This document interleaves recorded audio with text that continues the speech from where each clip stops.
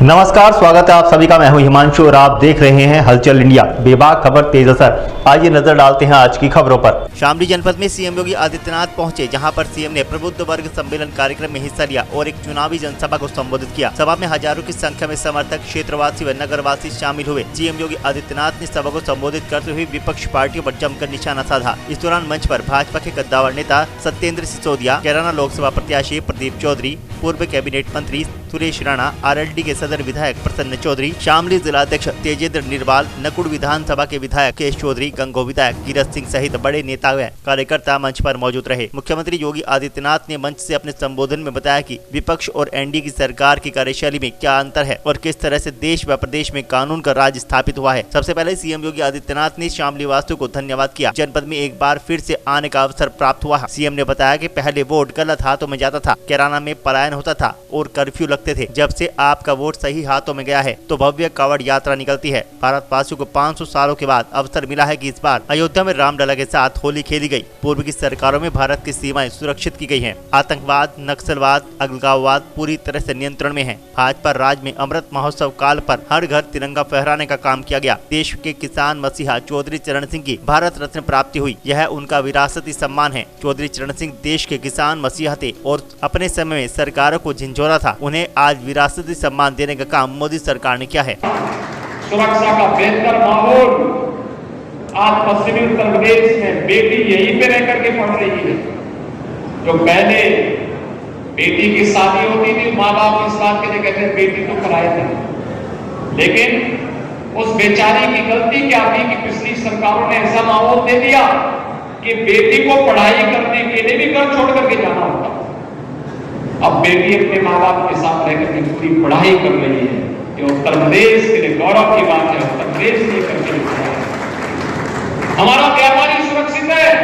तो आज कैराना में फिर से, शामली में फिर से व्यापार कम हो रहा है। मैं देख रहा हूं, मैं देखता हूं, अक्सर मैं आंकड़े बताता हूं जनपदों के लिए, जानकारी मंगाता हूं और तब मुझे लगता है कि हम सही दिशा में आगे बढ़ रहे हैं। और मित्रों, उसी अभियान को आगे बढ़ाने के लिए आज मैं आपके पास आया हूं। प्रदीप चौधरी भारतीय जनता पार्टी के और एनडीए के प्रत्याशी, घर घर जाना उनके लिए चुनाव के दौरान भी होगा। 5 वर्ष तक आप उनसे खूब सेवा दीजिए, गांव गांव बुलाइए, मोहल्ले मोहल्ले बुलाइए। हम लोग भी उनको इस बात के लिए फिर देंगे कि नहीं आप जाइए, हर गांव में जाइए, लेकिन चुनाव के दौरान हर गांव हर घर तक पहुंचना कठिन होगा। इसके लिए आपको स्वयं प्रदीप चौधरी का और मोदी जी का प्रतिनिधि बन करके गांव गांव घर घर जाकर के लोगों को जागरूक चुनावी सभा के पहले हमारी ये रणनीति तय हो जाए और चुनाव के बाद फिर से धूम धड़ाके के साथ वे गांव गांव की यात्रा के साथ जुड़ेंगे।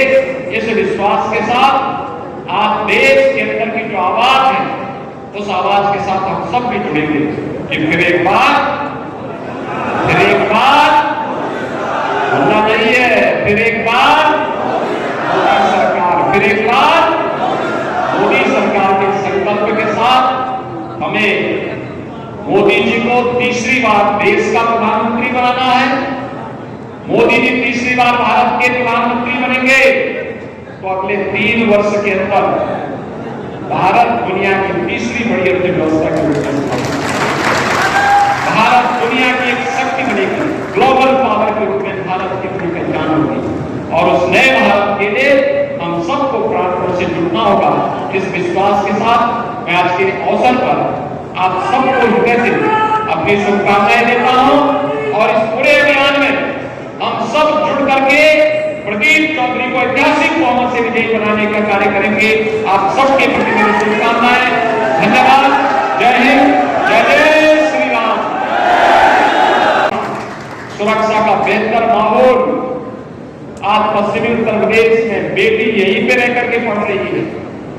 जो पहले बेटी की शादी होती थी, माँ बाप इस बात के लिए कहते हैं बेटी तो कराए थे, लेकिन उस बेचारी की गलती क्या थी कि पिछली सरकारों ने ऐसा माहौल दे दिया कि बेटी को पढ़ाई करने के लिए भी घर छोड़ करके जाना होता। अब बेटी अपने माँ बाप के साथ रहकर के पूरी पढ़ाई कर रही है। ये उत्तर प्रदेश के लिए गौरव की बात है। उत्तर प्रदेश ने करके दिखाया है। हमारा व्यापारी सुरक्षित है तो आज कैराना में फिर से, शामली में फिर से व्यापार कम खुल रहा है।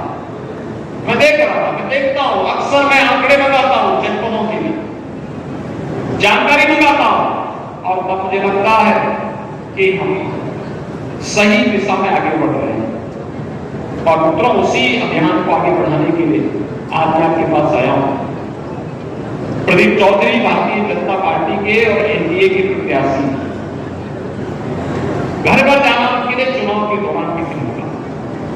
5 वर्ष तक आप उनसे खूब सेवा दीजिए, गांव गांव बुलाइए, मोहल्ले मोहल्ले बुलाइए। हम लोग भी उनको इस बात को नहीं देंगे कि नहीं आप जाइए, हर गांव में जाइए, लेकिन चुनाव के दौरान हर गांव, हर घर तक पहुंचना कठिन होगा। इसके लिए आपको स्वयं प्रदीप चौधरी का और मोदी जी का प्रतिनिधि बनकर के गांव गांव, घर घर जाकर के लोगों को जागरूक चुनावी सभा के पहले हमारी ये रणनीति तय हो जाए और चुनाव के बाद फिर से धूम धड़ाके के साथ वे गांव गांव की यात्रा के साथ जुड़ेंगे। इस विश्वास के साथ आज देश के अंदर की जो आवाज है, उस आवाज के साथ हम सब भी जुड़ेंगे कि फिर एक बार